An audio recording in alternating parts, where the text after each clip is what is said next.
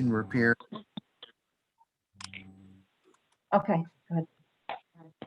We're all set. We're being recorded. Okay. The elevator installation, repair, and maintenance work exam will now come to order. For the record, can you please state your name? I don't know how to do this, start from left to right on the Zoom. Paul Farnsworth, contractor member. Peter Kaluzian, contractor member. Todd Johnston, public member.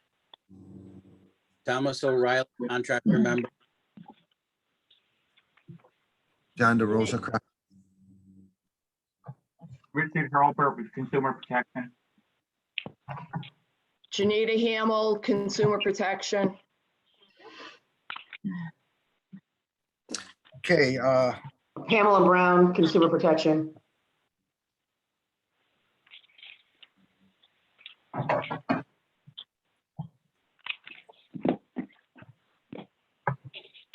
was that it?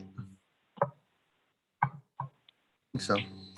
Okay, I would like to add a few things to the agenda.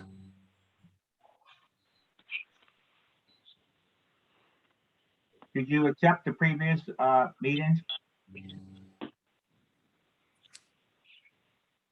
Did you want to do the back Well- minutes from the previous meeting first or no?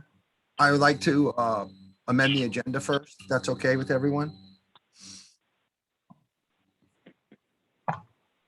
New correspondence sent in by Richard, be under new business.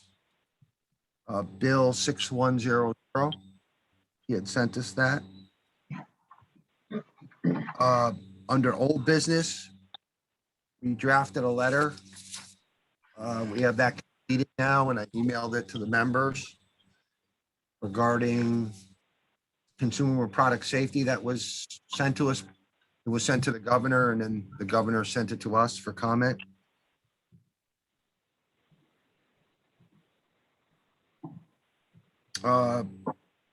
Under new business, there is requested some apps from January 1st, 2021 for us to review, or we may decide on a subcommittee to review them. And spoke to us about that. Motion to amend the minutes. I'm sorry, the agenda. So I'll moved. make him, Paul Farnsworth. I'll second it. Todd Johnston. All in favor? Aye. Aye. Aye. It's unanimous.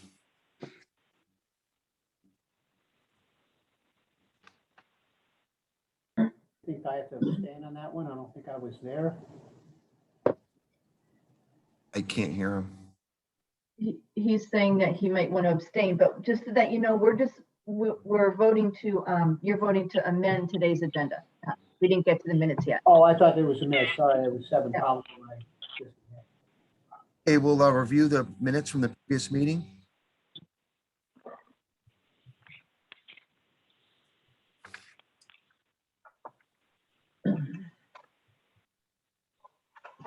Anyone's ready, they can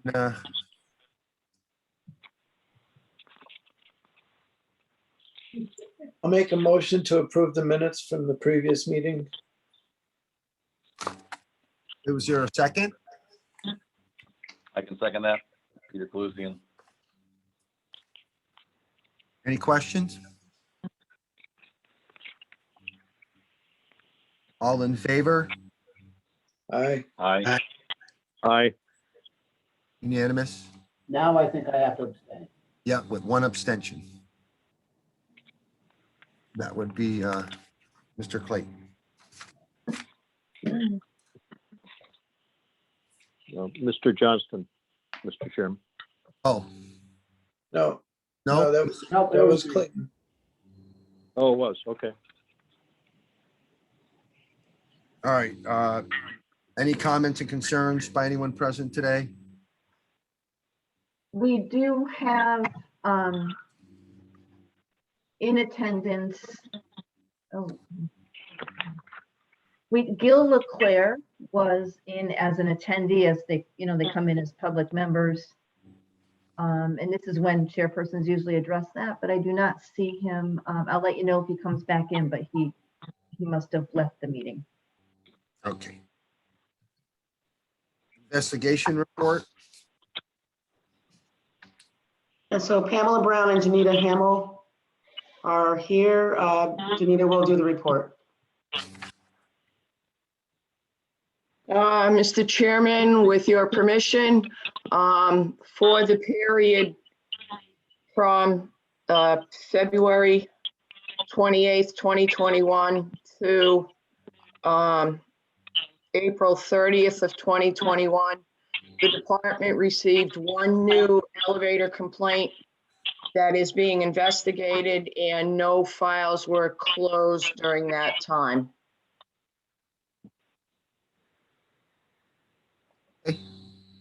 Thank you. And can I just ask a question? This doesn't reflect or tell us how many are open at this point, correct? This is a new one that was received, and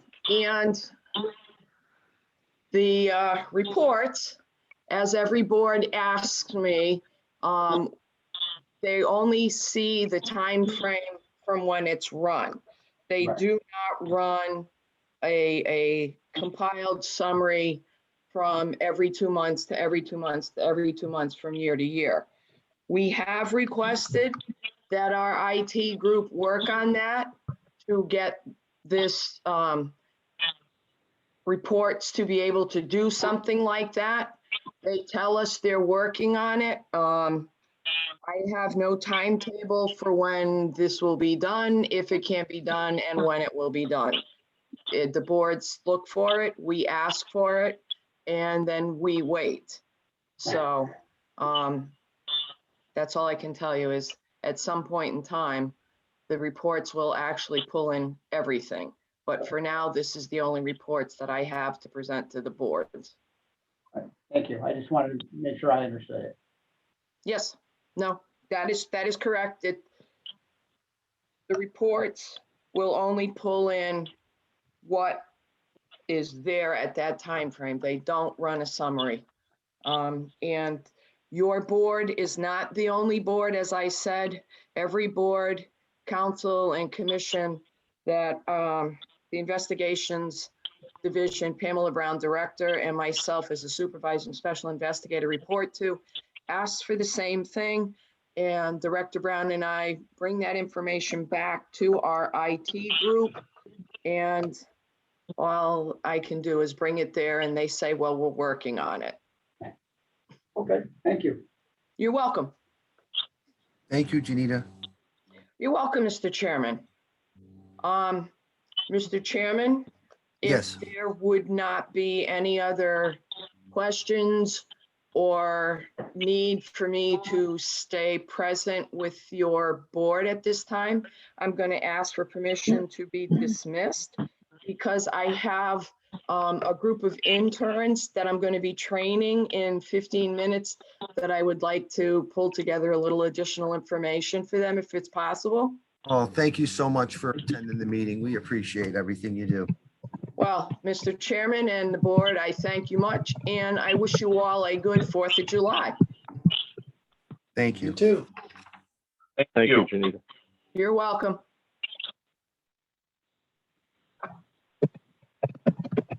Okay, now we're gonna go to old business. Residential stair lift technician's license. Subcommittee did not meet. And we did add on the agenda a letter that I believe I emailed everyone. If okay with it, I'll read it. This warning Consumer Product Safety Commission sent this to Governor Ned Lamont. So we'll send it to Governor Ned Lamont and also CC Tim Murphy and the Bureau of Elevators, because it's really their jurisdiction and they knew about this. They received that same letter, I believe. Dear Governor Lamont, Elevator Installation Repair Maintenance Work Examining Board has reviewed the correspondence dated August 6, 2019 from the United States Consumer Product and Safety Commission regarding possible hazards associated with excessive speed in residential elevator car door / gate and hoistway or hoistway door. The Elevator Installation Repair Maintenance Examining Board recommends Bureau of Elevators add an addendum reducing the current clearance of 125 millimeters, 5 inches to 100 millimeters to 4 inches. And I quoted their current code that the state of Connecticut follows, 5.3.1.7.2. In bold letters, it changes the 125 millimeters, 5 inches to 100 millimeter, 4 inches. And we could CC it to Bureau of Elevators, and it's in their hands. It's their jurisdiction. They can do a quick regulation change if they decide to. They were aware of this when we were. So if everyone likes this, we'll just send it to Karen, have her put it on letterhead and send it to the governor and CC it to Tim Murphy. Richard, are you on, Richard? Is this going to be okay for myself to do on behalf of the department?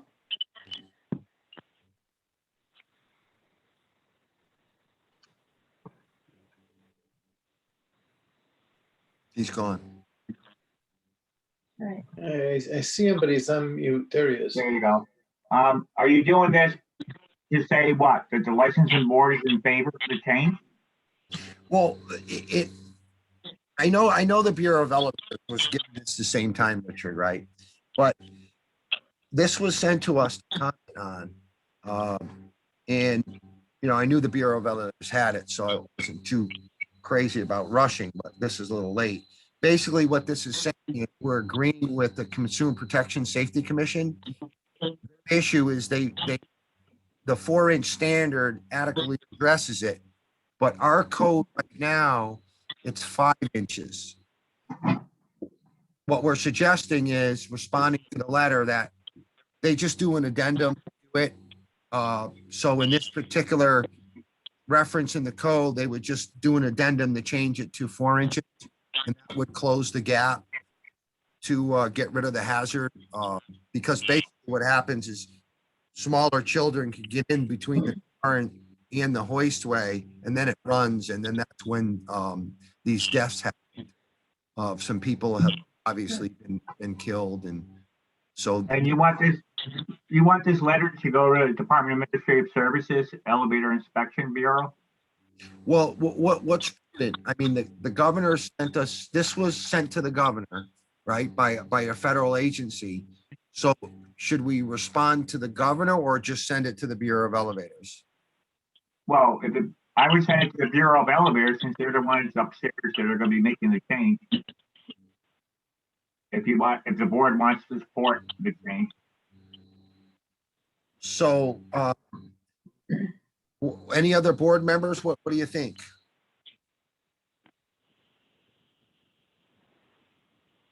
Because we decided we wanted to do it. We could just send it to the Bureau of Elevators and keep the same instead of dear government, Governor Lamont. We can do, what's his name? Tim Murphy. John, if I may, you said the governor received a copy of the initial letter? Yeah. This letter I also attached a letter too to the email so you can read it. This was sent to Governor Lamont, dear Governor Lamont. Right, so, my thought would be we send it to the elevator board or commission, and then we, maybe CC the governor to show that we're supporting this because he's aware of it. He's received that letter, so that would be my suggestion. So you want to CC Governor Lamont? All right, and if you go to Darren Hobbs, who currently is the acting state building official, and he oversees the elevator unit, inspection unit.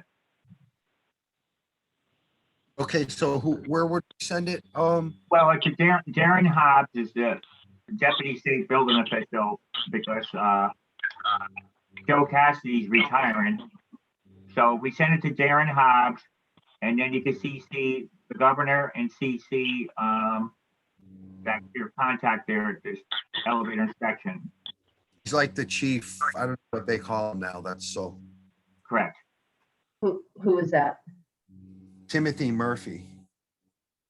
And he is, And he's with the elevator inspection unit, The Bureau of Elevators. okay. and that's upstairs, Karen. So So, Richard, can I email you and Karen and then, and it's on a Word doc? You can change the heading from Governor Lamont, because now that's gonna go to your contact at DAS, and then just on the bottom, CC Governor Lamont and Tim Murphy.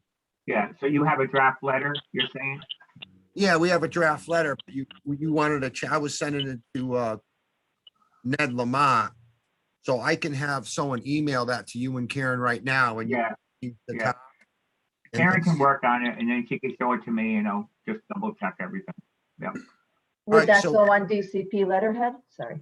No, it can't go on DC. You're just gonna put on top state elevator work and maintenance board, whatever the correct title is for the board. Okay. I'm just checking because he had asked for it to go on DCP letterhead. So you let me know. No, Okay, it we'll goes make up, that. you create their letterhead and Alright. 450 Columbus Boulevard. Alright. And chairperson John DeRosa, Okay. et cetera. Okay, so what if Before it I happens. can I, Richard, can I send this as written and then you can put Karen on it? Yeah, we will. Yeah, All right, okay, 1 second. And Karen, you can forward it to, we'll forward the draft to all members just before we send it out. okay.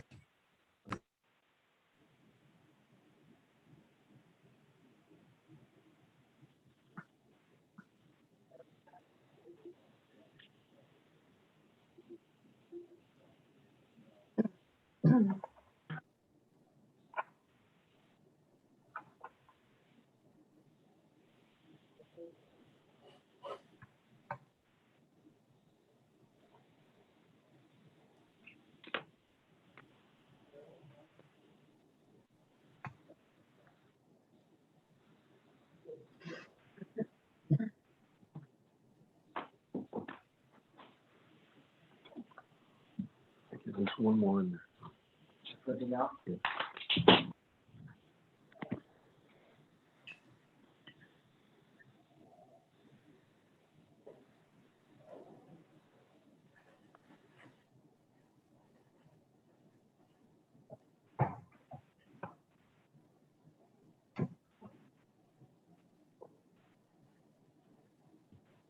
Hey, John, you're on mute.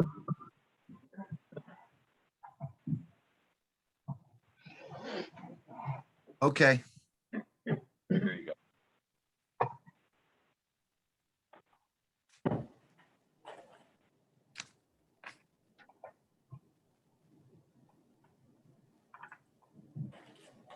okay, Karen, you will have that, within a few minutes.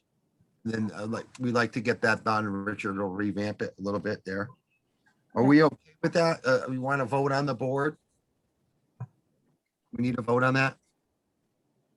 Well, you should vote that everybody on the board is in support of the change as requested by the Consumer Product Safety Commission. Okay, do we have a motion?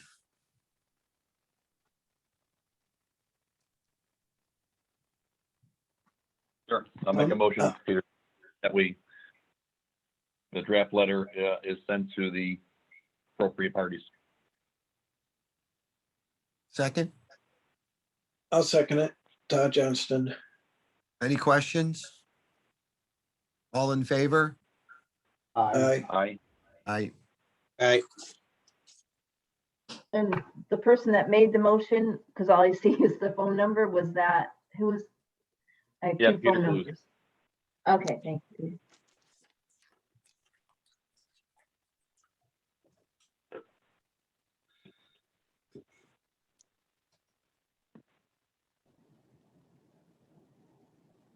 Okay, new business.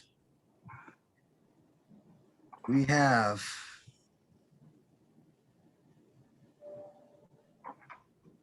I do have something. I'm sorry, did you guys get a resignation letter from Mike Griffin? Department? I don't think we have received one. No. All right, I got a letter from him, but it's like, I'm gonna have to check with him, okay? And if there's a resignation, it should go to Richard Herbert or Karen. Well, really should go to the governor's office and CC myself and Karen. And the board, you know. All right, I'm a little, it's a little convoluted, and it's a little personal to me. Thank Well, you, a couple other things, so I'll talk to him and see what he wants to do, or if he wants to stay or not, but. Yeah. Got some correspondence, is that okay? And can I just direct him to someone, like he'll write something to you guys and you'll tell him if he wants to resign, that procedure, is that okay? Yep. All right. And Jill Leclerc appears to be on the attendees. Karen, weren't you gonna? put Right, him he on? did come back. Yep. So did you want to, let me know at one point, and at what point you want to, speak And with him? what's he Did you here want me to- for? I mean, we should have comments or concerns from anybody present today that should have been brought up. I did He- bring it up. He was off So- for a few minutes. All right, That's well, why- maybe now's the time, to bring him back in. Okay, he's on. Jill, you just have to unmute your mic so you can talk. I don't know if he can, wasn't there a special code you put in if someone's on a phone or something? He's not on the phone though. Yeah, He he's just doing has it to. Okay, his time's up.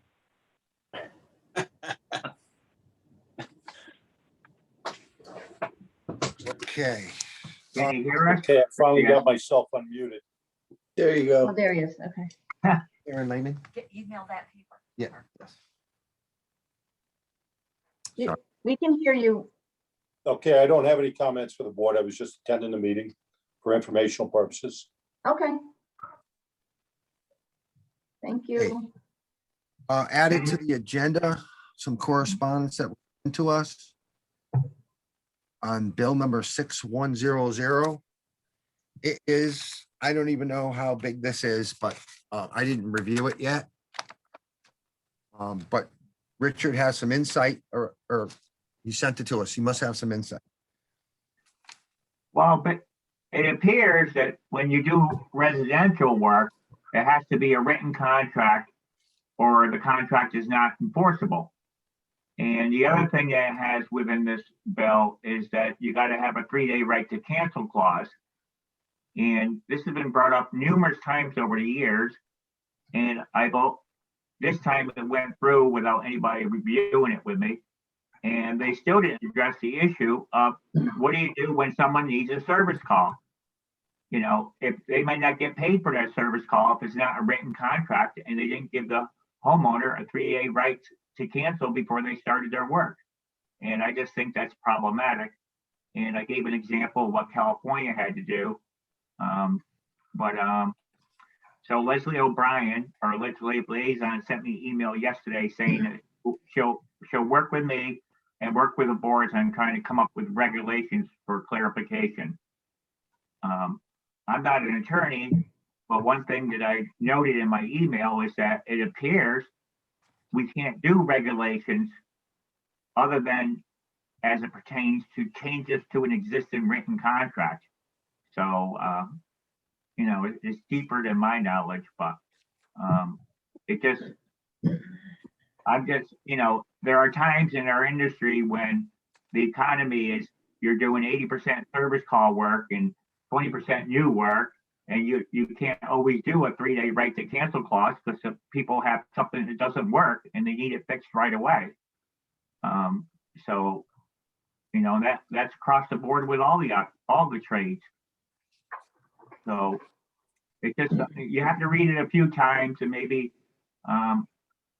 Leslie can appear before each board because the written contract provision becomes effective January 1st of 22.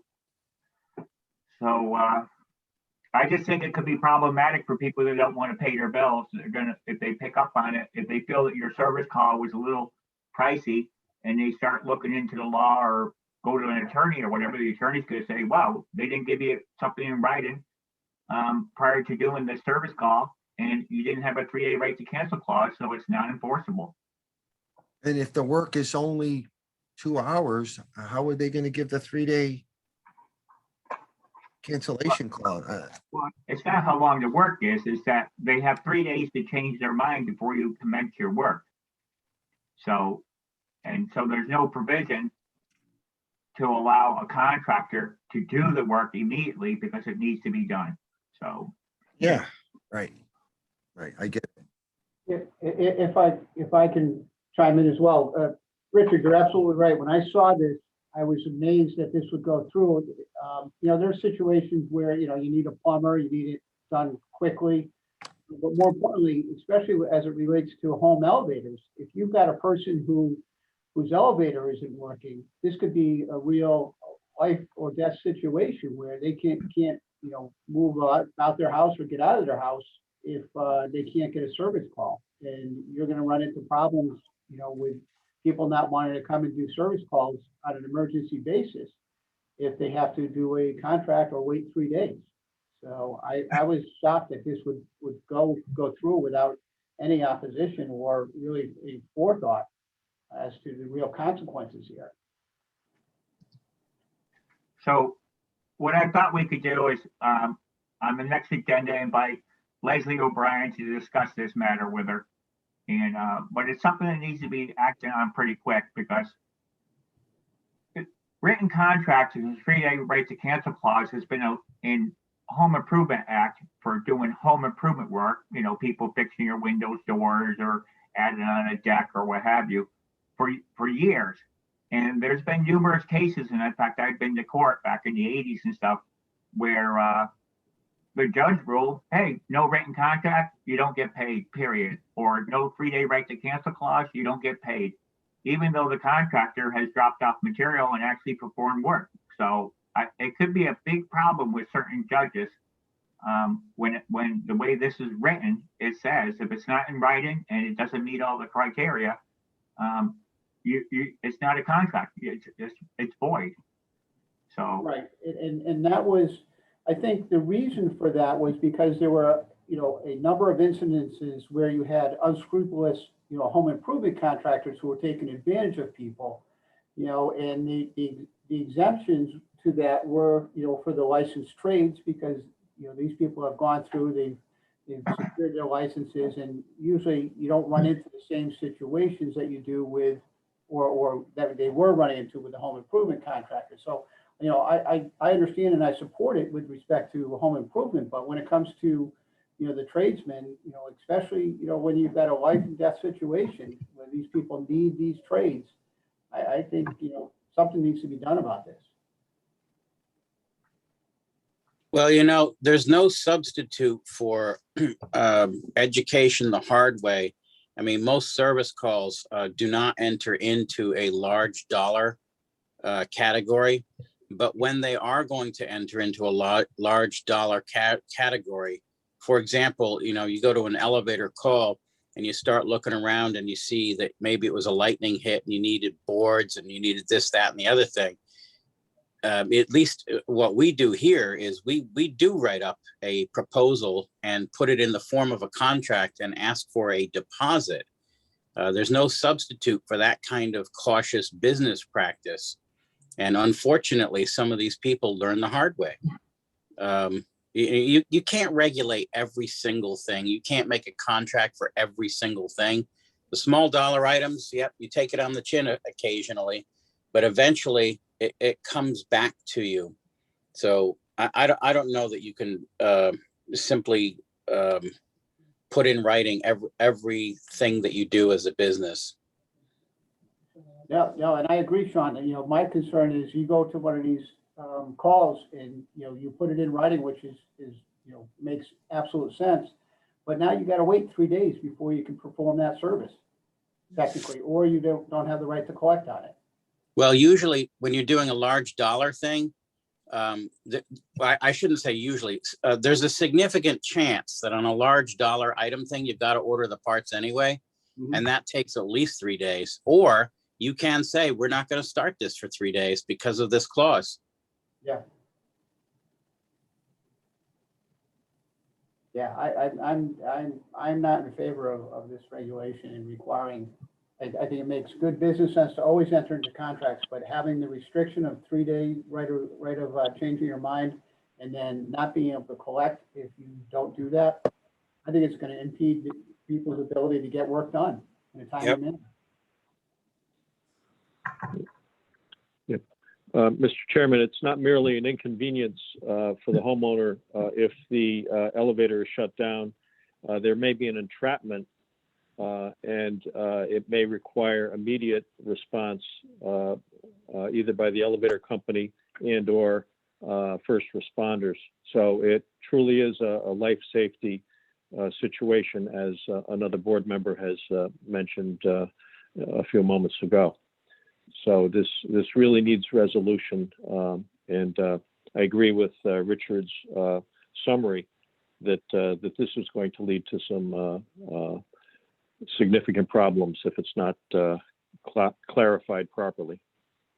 Paul, I agree with you. You're absolutely right about the life safety deal. I mean, if you get a call where there's someone entrapped in an elevator, of course, you're going to go ahead, take care of that.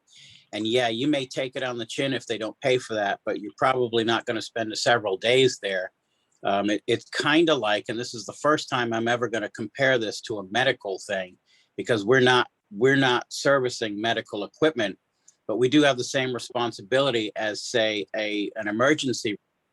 If you come in an emergency room as a result of a car accident or some other major trauma, no one is going to refuse you aid, and you may not get paid for it, but you do have a moral obligation to perform a rescue or whatever it is when it comes in.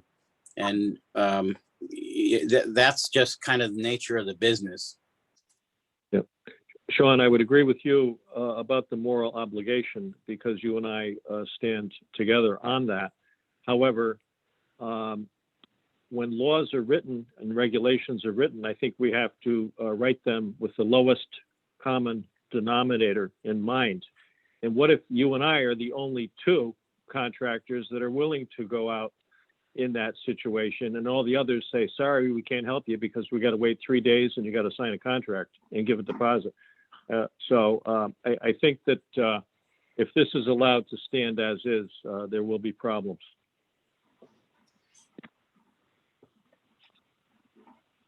Okay. Thanks for bringing that to our attention, Richard. And then there was some other changes in here that did have to do with us. I just skimmed them. I think something with a felony and a few other things, but nothing dramatic. And I'll read that and give a full report. Also, legislatively this year, I believe a bill was out to try to create a residential platform lift license that did not pass. Also, I'll call it a reciprocity bill for all the trades.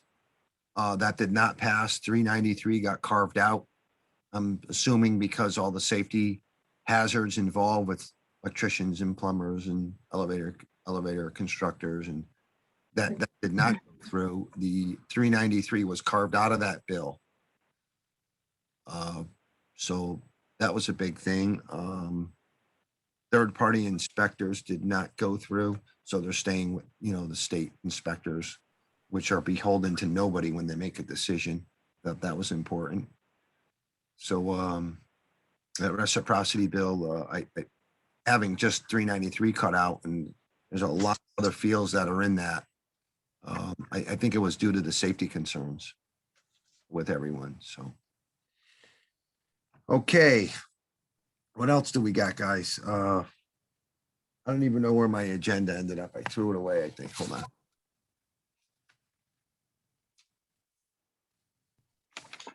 Okay. applications are requested for the board, because I know there was really some concerns and some people are a little aggravated about applications. Remember, this board had an agreement for a few years. Everyone's seen the agreement. If it didn't have a gold seal, they didn't train through a Connecticut apprenticeship program working directly under an R2 and R1 in Connecticut, that we were to review the applications. The DCP stopped doing that probably in 2019. You've asked many times for us to have two people go in and review the applications and accept or reject them with DOL. I think DOL does that in DCP, but they refuse to do that. So I don't know what, it's up to the board. I don't know. I requested that applications, we can review the applications that were already approved now, right? So in January, to see what was happening with it. And Karen, you responded back that you do have them available. Right, did you, you also, Hello? I lost you. Yeah, she seems frozen. He is frozen. So, well, listen, do you want to do like two of us? And I don't know how much time you have now under this Zoom thing. It's very difficult. Do you want us to pick two people and do this Monday instead of the whole board? Because this may be getting a little touchy, you know, I don't know how you guys are reviewing something online. Karen, do you have those applications and stuff? yes, you froze for a minute, so I do have the list, and I can do that on, on screen share if you'd like. I just want to make sure everybody got the list of the 6 applications. Did everybody get that? Not I didn't send over the applications themselves via email. I just sent a list. And yes, I do have the applications available for you guys to look at via screen share. There were 3 applications. There were 6 applications altogether. The R2s did have DOL letters. They went through the union. So that's just an application and the DOL letters. So there are not any R2s that were approved under equivalent experience and training. What's the other 3 are R1s that, they got approved. So. Okay, so, and I think we can get into a little bit of this. Let me see if you have. She All right. Karen could screen share the R1 applications one at a time so you can take a look at them first, just to get a flavor of what they are. Oh, okay, but like I said, the board may want to just have 2 of us do this like on Monday and spend some time with it. It's up to the board. Sometimes that little quick subcommittee and reports back to the board. Do you want to have a Zoom meeting again on Monday, you mean? Or do you want to come to the office? Could we come, 2 of us come to the office so we can like look at them? Well, on Monday, I'm going to be in the office. So Karen can take copies of everything, but I'll have my computer as well. And just put a file folder on my desk. Are you going back in the office this week, Karen? I may, but I am out next week, so I won't be there. Well, that's all right, because they're in the computer. So if they're not printed off, unless Terry's in there, and she could print off the R1 application, the R2 application for each, the 3 individuals. I have them printed out already. I could leave them with you when I go in tomorrow. Yeah. If you're going in tomorrow, otherwise I'll figure out how to do it. I have to go in Monday for a meeting with the deputy commissioner at 10 o'clock. So if 2 people want to come in at 8 o'clock in the morning, then that would be fine with me. And I'll just meet you at the guard entrance there at the plaza level, and you could take a look at the applications. Paul, would you do that with me? I am available for 8 o'clock Monday morning. Yes, Mr. Chairman. And then we will report to the board. So is it okay if the board, if we do, are you guys okay with that with a motion? that way, because sometimes looking at applications, I've been through this Zoom stuff so much, it's, you're not, you have to absorb a little bit of it. That's my, but what do you think, guys? I'm in favor of the two of you looking at it and reporting Yeah. back. And I'm fine with it also. And the other thing to know, no board member is going to be making any decision on anything. It's just for whatever board members want to show up to at least view with the documents associated to each applicant's approval. Okay, so then other people can join if they want, you're saying? Yeah, as long as they don't end up with a quorum of the board members. So far, we only have 2 people on the And board. 3 would be fine? How many are there total, Karen, appointed? I forgot. I don't have my thing. 8? Well, there's 7 because we have a vacancy. So I think we go with 7 because there's 7. So you can't have more than 3 people. All right, so if someone else wants to join, that'd be fine. If not, then it sounds like it's just gonna be John and Paul Farnsworth I'll be looking for downstairs. Yep, someone else want to join? No? I mean, I can if you want me to, but if you feel that just the 2 of you is good enough, then I won't. Okay, but we will report quickly, or with email to the board on our findings, okay? Yeah, and it Sounds good to doesn't, me. yeah, and it doesn't mean that all the board members, if we choose to do so, we could still bring it up on Zoom at the next meeting, or we can make other arrangements, because as of July 1st, we're gonna start going into the office a little bit more. But as it turns out, the 28th, Monday, I have to go in the office for a meeting with the deputy for 10.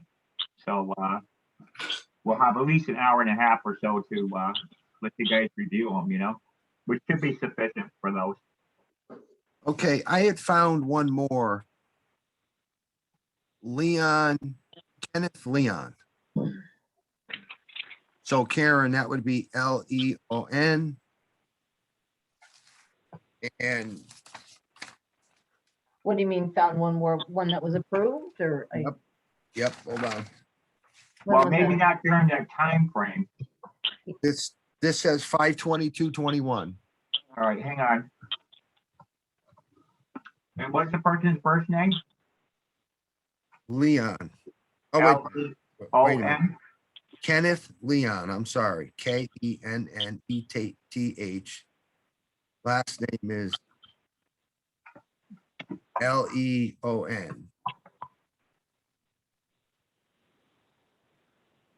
Okay, so that application date was 11/20 of 2020.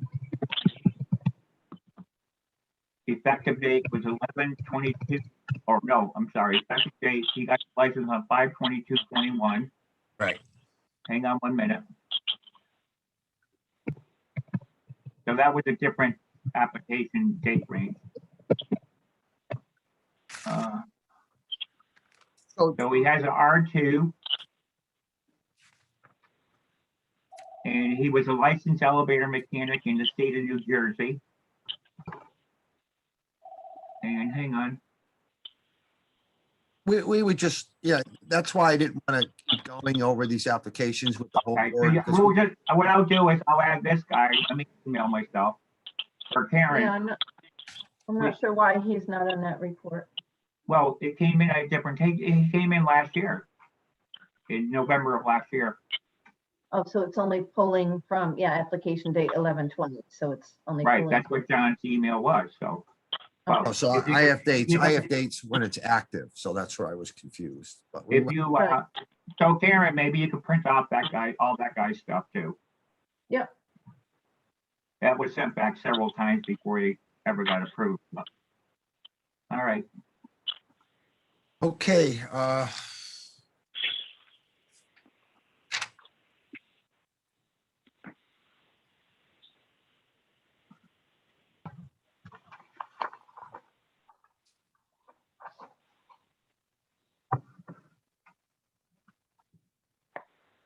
okay, application report.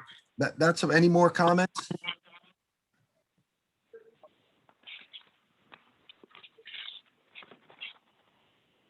comments? Not from me. Okay, then I guess if there's no other business, we can adjourn. But we will get that letter out, Karen. It's emailed to you already. Yeah. And then we'll fix it up and I'll just pop it. We can pop it to all the board members. I will do that. And that's the email that's going to the governor's office and Darren Right. Hopkins. Yeah, you're gonna redirect, we wanted to redirect it to DIS and just see Tim Murphy All and right. the governor. All right. So Karen can work on that tomorrow or whatever, and I'll patch it up or whatever, and then email all you guys a copy of the draft, the final draft, and see if you all approve quickly by email, and then we can send it out.